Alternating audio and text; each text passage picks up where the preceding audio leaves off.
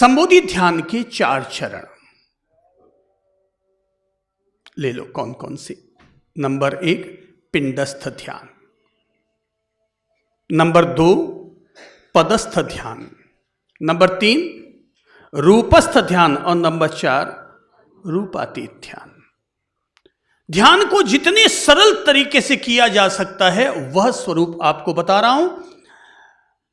हालांकि केवल अगर अपनी आती जाती सांसों पर ध्यान कर सकें तो वह भी एक उत्तम पथ है, लेकिन जैसे हम केवल शुद्ध सांसों पर ध्यान करने लगते हैं तो ध्यान शुरू करते हैं कि 2 मिनट के भीतर ही हमारा मंकी माइंड उमड़ घुमड़ करना शुरू कर देता है, क्योंकि ये तो भरा हुआ है।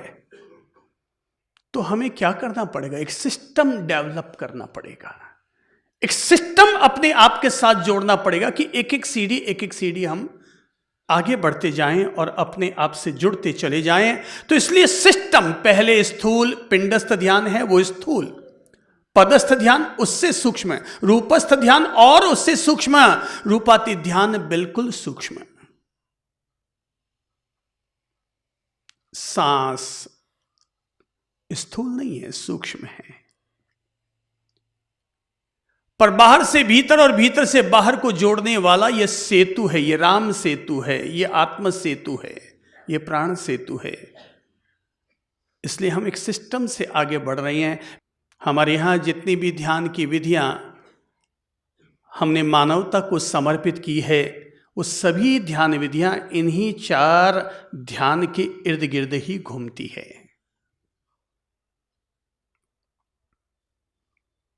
पहला ध्यान है पिंडस्थ ध्यान।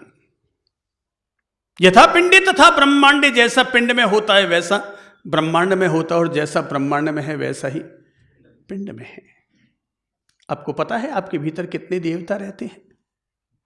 अच्छा, करोड़ नहीं, कोटि। अब उनको बताओ करोड़ में और कोटि में क्या फर्क होता है। चलिए, लोग शब्दों में उलझे हैं ना, यही मारा मारी शुरू होती है। रूपातीत ध्यान की जरूरत इसलिए होती है ताकि व्यक्ति हर शब्द से ऊपर निकल जाए। जब हम ध्यान शिविर में आए हैं तो अभी हमें दूसरों के बारे में तो सोचना ही नहीं है, जो सोचना है अपने बारे में। खोटे हैं तो हम, खरे हैं तो हम। मैं तो कहता हूं कि जो है उससे छिपने की जरूरत तो है ही नहीं ना। किसने कहा कि हम दूध के धुले हैं? अपन सभी कहीं ना कहीं से सब पर दाग लगे हैं। निष्कलंक कोई नहीं है, बेदाग कोई नहीं है, कहीं ना कहीं दाग लगे हैं। और शायद दूसरा व्यक्ति नहीं पहचानेगा दाग कौन से लगे हैं, पर हर व्यक्ति खुद जानता है मैंने मेरे जीवन में कौन कौन से अब तक दाग लगाए हुए हैं।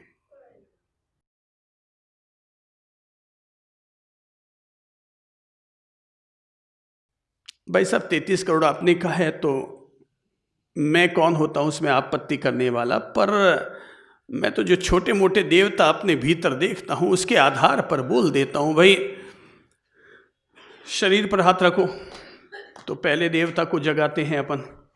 ये पृथ्वी देवता है। ये कौन सा देवता है?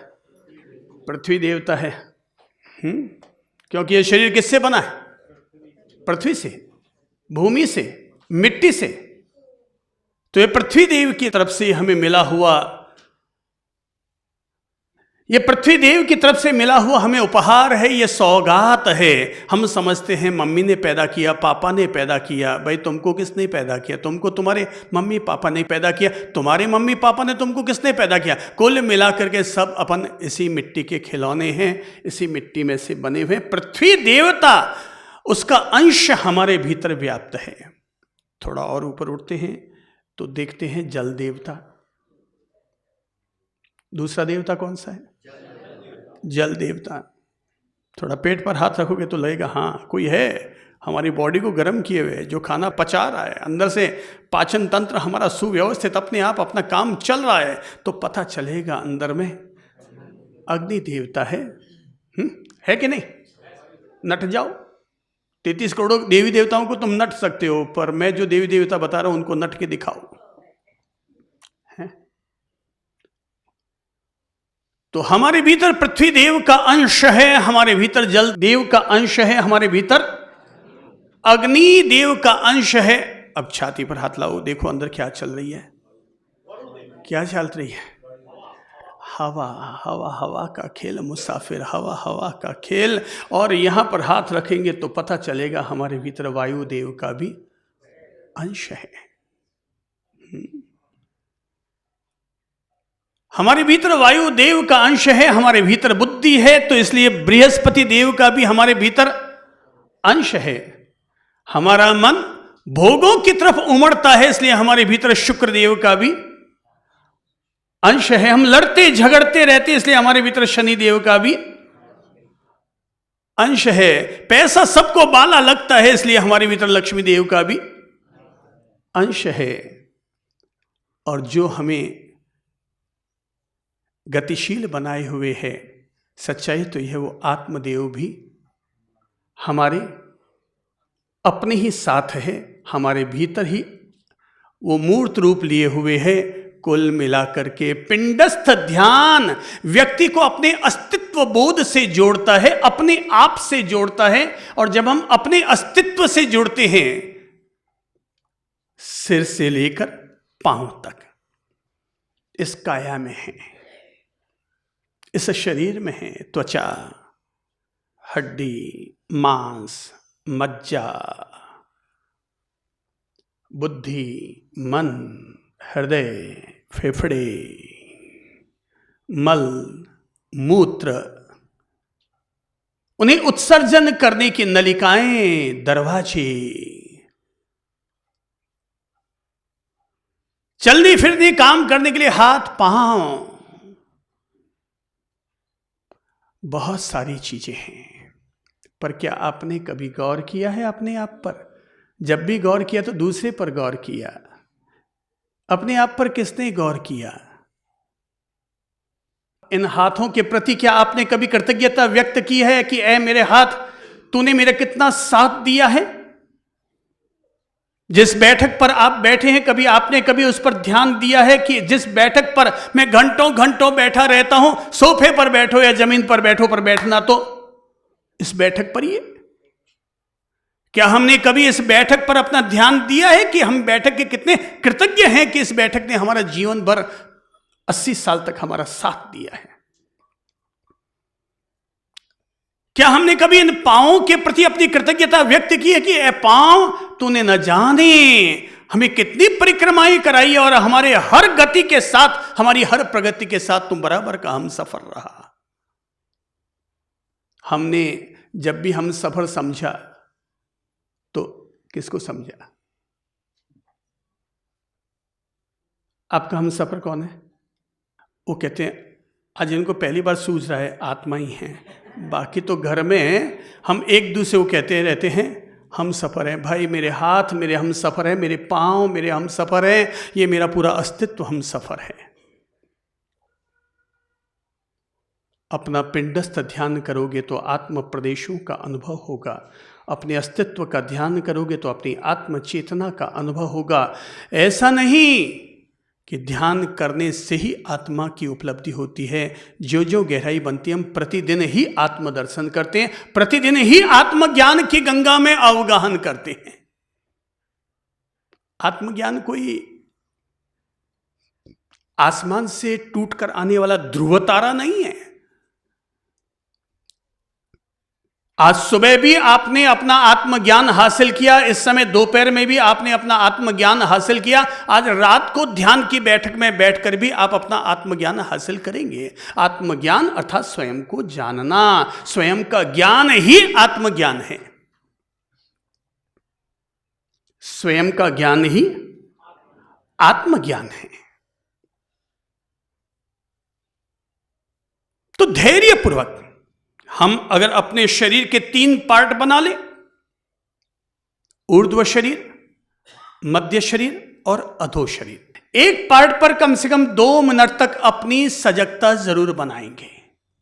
जो है जैसा है उसका एहसास कर रहे हैं, उसके अनुभव से गुजरे। ये पूरा शरीर हमारा उदय और विलय से भरा हुआ है। इसमें पल पल कभी अनुकूलता पैदा होती है और कभी प्रतिकूलता पैदा होती है। इसलिए जब हम अपने अस्तित्व की यात्रा करते हैं ऊपर से लेकर नीचे तक और नीचे से लेकर ऊपर तक, तो नीचे उतरे तब फीलिंग्स अलग थी, और वापस नीचे से ऊपर चढ़े तो हमारी फीलिंग्स अलग थी।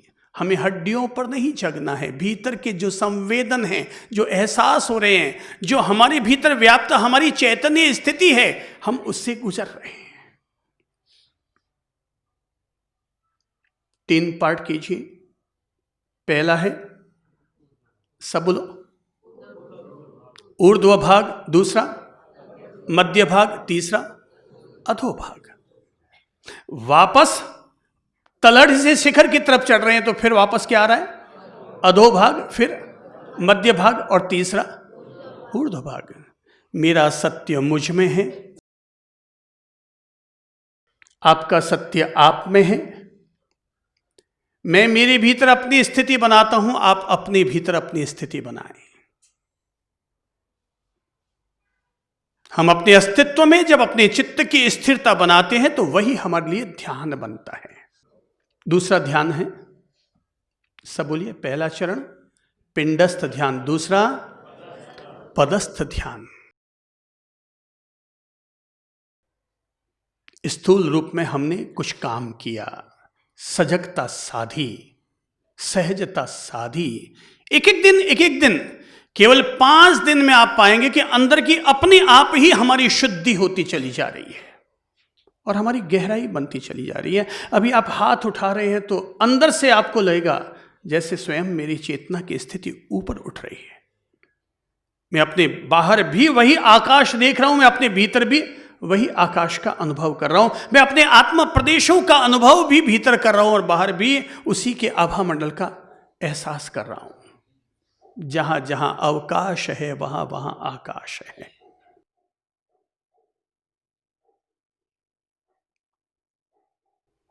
दूसरा ध्यान है पदस्थ ध्यान। अब अभी तक हमने अस्तित्व का विराट स्वरूप जो है 3.5 हाथ की काया में अपनी स्थिति बनाई। अब हम उसको फोकस अब और सेंट्रलाइज कर रहे हैं। अब हम उसके प्रति अपना फोकस कर रहे हैं जिसे हम अपनी आत्मचेतना कहते हैं, जिसे हम परमात्मा चेतना कहते हैं, जिसे हम अपना अंतर्मन भी कह देते हैं। दूसरा चरण है पदस्थ ध्यान। हमारा मन मंकी माइंड है। जैसे सागर में लहरें लगातार उठती रहती हैं, ऐसे हमारे मन में धाराएं अंदर में बहती रहती हैं। तो अपनी मंकी माइंड को सूक्ष्म बनाने का एक माध्यम है और वो है पदस्थ ध्यान, जो हमारे मन को सेंट्रलाइज कर सके, हमारे बिखरे मन की चेतना को जो केंद्रित कर सके, उसी का नाम है पदस्थ ध्यान। अपनी चंचल भगते हुए, उमड़ते हुए, घुमड़ते हुए, बादलों की तरह, लहरों की तरह उमड़ते हुए इस मन को किसी एक बिंदु पर सूक्ष्म बनाने का तरीका है और वो है पदस्थ ध्यान। पदस्थ ध्यान के लिए 3 मंत्र सबसे दिव्य है, ओम, सोहम और अरहम। 3 मंत्र, ओम, सोहम, अरहम। हम लोग पहले साधना करेंगे ओम की। जब तक हमारे भीतर इसकी गहराई ना बन जाए ओम और सोहम की, तब तक हम आगे नहीं बढ़ेंगे। अरहम तो अरिहंतों की तरफ ले जाने वाला पद है। अभी पहले हम ओम और सोहम को साधेंगे। ओम अर्थात परमात्मा को आमंत्रित करने का बीज मंत्र। जब हम बोलते हैं ओम, गजब का मंत्र है ये। जब ओम बोलते हैं तो न जीभ चिपकती है न होंठ चिपकते हैं, सीधा अंदर से निकल कर आता है। बोलकर देखो एक बार, देखो क्या चिपकता है, क्या होता है। ओम, सब अंदर से खुला है। यह अद्भुत दिव्य शक्ति बीज मंत्र है। इसके उच्चारण से, इसके सुमिरन से उच्चारण करो तो रोग प्रतिरोधक क्षमता बढ़ती है। उच्चारण कर दो, थायराइड की प्रॉब्लम इससे समाप्त होती है। इसका उच्चारण कर दो, जिस वातावरण में बैठकर आप ध्यान कर रहे हैं, जिस वातावरण में रह करके आप करते हैं, वहां का वातावरण निर्मल और चार्ज हो जाता है। ओंकार की जब हम ध्वनि करते हैं तो उस ध्वनि से जो प्रकंपन पैदा होते हैं, वो प्रकंपन हमारे इर्द गिर्द के सब लोगों के आभा मंडल को पॉजिटिव बनाते हैं। रोग प्रतिरोधक क्षमता को बढ़ाने के लिए ओंकार नाद ब्रह्मास्त्र का काम करता है। जिसको लगता है साहब वो ध्यान नहीं हो पाता है, मेडिटेशन उससे नहीं हो पाता है, मैं कहता हूं छोड़ो, अगर मेडिटेशन नहीं हो पाता है तुम केवल हाथ में माला पकड़ लो और 108 बार ओंकार का नाद करते चले जाओ। उस नाद से जो प्रकंपन होंगे वो प्रकंपन आपके मनोमस्तिष्क का इलाज कर देंगे। जब सृष्टि पैदा हुई थी तो ऐसा कहा जाता है कि पहली ध्वनि जो पैदा हुई थी वो ध्वनि थी ओम। जब पृथ्वी जल अग्नि वायु आकाश पांचों तत्वों का घर्षण हुआ तो उस घर्षण से जो ध्वनि पैदा हुई उस महाध्वनि का नाम था ओम। ओम ओम में पंच परमेष्ठि का सार है। अर्यंत सिद्ध आचार्य उपाध्याय मुनि साधु, पांचों पद किसी एक बीच मंत्र में समाये हैं तो वो है ओम। ब्रह्मा विष्णु महेश तीनों की महान शक्तियों महान देवों के अंश, उनकी शक्ति जिस तत्व में समाई है जिस ध्वनि में वो है ओम। ये सृष्टि एनर्जी से चलती है, ऊर्जा से चलती है और ऊर्जा के तीन ही पार्ट होते हैं, इलेक्ट्रॉन न्यूट्रॉन और प्रोटॉन। और उसी इलेक्ट्रॉन न्यूट्रॉन और प्रोटॉन के मिक्स होने से जिस ध्वनि का जन्म होता है उसका नाम है ओम। इसलिए यूं समझो ना कि अपन सभी ओम की संतान हैं। ओम अपना डैड, ओम अपनी मम्मा।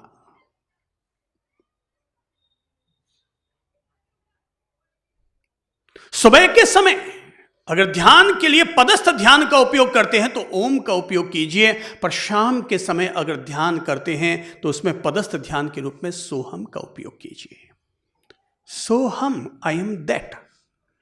सह अहम, वह मैं हूं। I am that. वो आत्मा भी मैं हूं और वो परमात्मा भी मैं हूं। आई एम दैट, सोहम।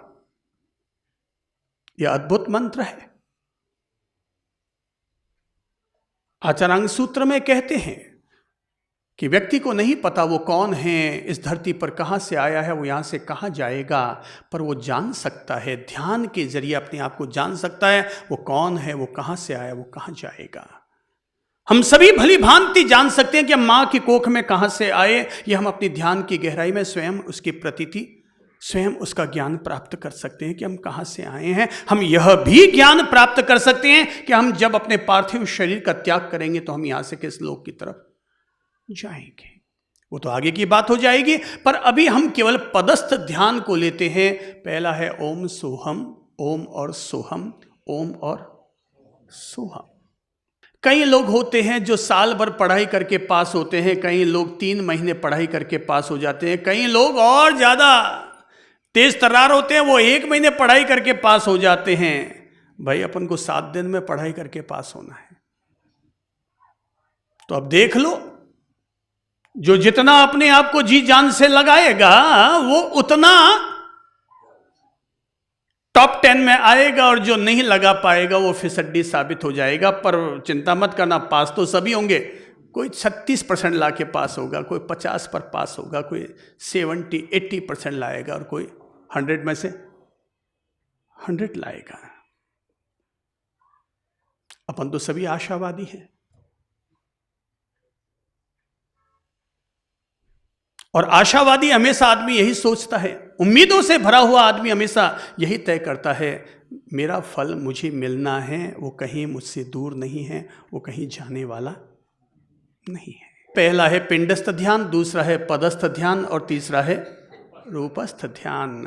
और रूपस्थ ध्यान में हम मेडिटेशन पॉइंट, हमारे शरीर में षट चक्राज हैं और अलग अलग चक्राज के अपने अपने परिणाम हैं, पर यहां पर हम मेडिटेशन का सबसे उत्तम पॉइंट बनाते हैं, वो है हमारा आज्ञा चक्र, हमारा ज्योति केंद्र, हमारा ज्ञान केंद्र, जो हमारी बुद्धि को सीधा प्रभावित करता है, जो हमारे मध्य मस्तिष्क को सीधा प्रभावित करता है, जो हमारे मिड ब्रेन को सीधा प्रभावित करता है, जो हमारे अंतर मन को सीधा प्रभावित करता है, जो हमारे अवचेतन मंद सबकॉन्शियस एंड अनकॉन्शियस माइंड तक को सीधा प्रभावित करता है, वो है हमारा मेडिटेशन पॉइंट। हाथ लगा के देखो कौन सा पॉइंट है, मेडिटेशन पॉइंट। किसी का सम्मान करना हो, छाती पर तिलक नहीं करते हैं, पेट पर तिलक नहीं करते हैं, कहां करते हैं? यह सबसे उत्तम मेडिटेशन पॉइंट है, क्योंकि यहीं से ही हमारी चारों इंद्रियां, आंख कहां है? इसके पास। कान कहां है? इसके पास। नाक कहां है? इसके पास। चारों इंद्रियों को सीधा प्रभावित करने वाला कोई पॉइंट है तो वो है हमारा मेडिटेशन पॉइंट, और ये है हमारा ज्योति केंद्र, ये है हमारा आत्म केंद्र।